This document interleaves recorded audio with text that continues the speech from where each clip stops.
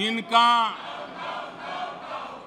भरोसा नहीं होता है वो सुनाने के लिए तो तैयार होते हैं, लेकिन सुनने का धैर्य नहीं होता है।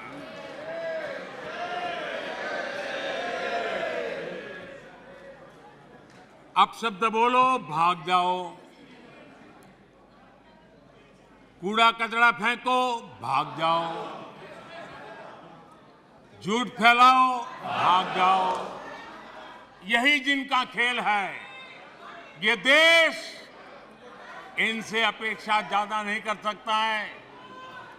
अगर इन्होंने गृह मंत्री जी की मणिपुर की चर्चा पर सहमति दिखाई होती तो अकेले मणिपुर विषय पर विस्तार से चर्चा हो सकती थी, हर पहलू पर चर्चा हो सकती थी और उनको भी बहुत कुछ कहने का मौका मिल सकता था, लेकिन उनको चर्चा में रस नहीं था। और कल अमित भाई ने विस्तार से इस विषय की चीजें जब रखी तो देश को भी आश्चर्य हुआ है कि ये लोग इतना झूठ फैला सकते हैं। ऐसे ऐसे पाप करके गए हैं लोग। और उन्होंने आज जब अविश्वास का प्रस्ताव लाए और अविश्वास में सारे विषय पर वो बोले तो ट्रेजरी बेंच का भी दायित्व बनता है कि देश के विश्वास को प्रकट करें, देश के विश्वास को नई ताकत दें, देश के प्रति अविश्वास करने वालों के लिए करारा जवाब दें। ये हमारा भी दायित्व बनता है। हमने कहा था अकेले मणिपुर के लिए आओ, चर्चा करो। गृह मंत्री जी ने चिट्ठी लिख करके कहा था, उनके विभाग से जुड़ा विषय था, लेकिन साहस नहीं था, इरादा नहीं था और पेट में पाप था, दर्द पेट में हो रहा था और फोड़ रहे थे सर। इसका ये परिणाम था। आदरणीय अध्यक्ष जी,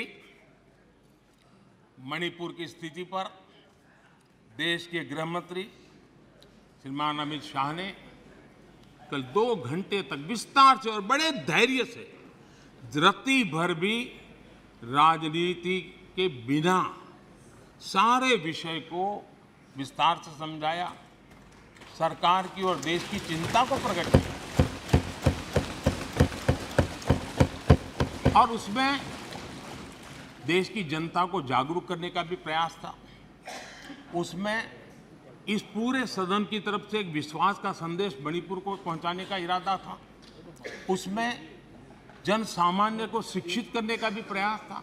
एक नेक ईमानदारी से देश की भलाई के लिए और मणिपुर की समस्या के लिए रास्ते खोजना एक प्रयास था, लेकिन सिवाय राजनीति कुछ करना नहीं है। इसलिए इन्होंने यही खेल किए, यही स्थिति किया।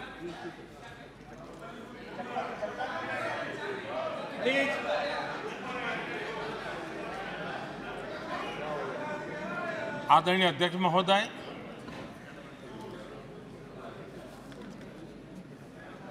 कल वैसे विस्तार से अमित भाई ने बताया है। मणिपुर में अदालत का एक फैसला आया। अब अदालतों में क्या हो रहा है वो हम जानते हैं। और उसके पक्ष विपक्ष में जो परिस्थितियां बनी, हिंसा का दौर शुरू हो गया और उसमें बहुत परिवारों को मुश्किल हुई। अनेकों ने अपने स्वजन भी खोए। महिलाओं के साथ गंभीर अपराध हुआ और ये अपराध अक्षम्य है और दोषियों को कड़ी से कड़ी सजा दिलवाने के लिए केंद्र सरकार, राज्य सरकार मिलकर के भरपूर प्रयास कर रही है। और मैं देश के सभी नागरिकों को आश्वस्त करना चाहता हूं कि जिस प्रकार से प्रयास चल रहे हैं, निकट भविष्य में शांति का सूरज जरूर उगेगा। मणिपुर फिर एक बार नए आत्मविश्वास के साथ आगे बढ़ेगा। मैं मणिपुर के लोगों से भी आग्रहपूर्वक कहना चाहता हूं, वहां की माताओं, बहनों, बेटियों से कहना चाहता हूं, देश आपके साथ है। ये सदन आपके साथ है। हम सब मिलकर के, कोई यहां हो या ना हो, हम सब मिलकर के इस चुनौती का समाधान निकालेंगे। वहां फिर से शांति की स्थापना होगी। मैं मणिपुर के लोगों को विश्वास दिलाता हूं कि मणिपुर फिर विकास की राह पर तेज गति से आगे बढ़े।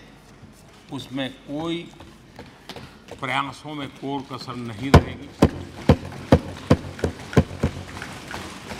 आदरणीय अध्यक्ष महोदय, यहाँ सदन में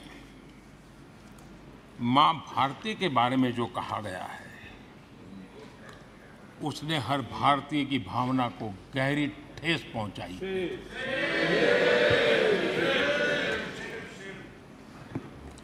अध्यक्ष जी, पता नहीं मुझे क्या हो गया है,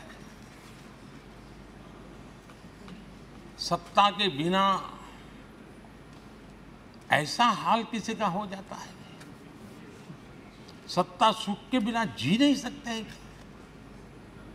और क्या क्या भाषा बोल रहे हैं। आदरणीय अध्यक्ष जी, पता नहीं क्यों कुछ लोगों को भारत मां की मृत्यु की कामना करते नजर आ रहे हैं। इससे बड़ा दुर्भाग्य क्या है।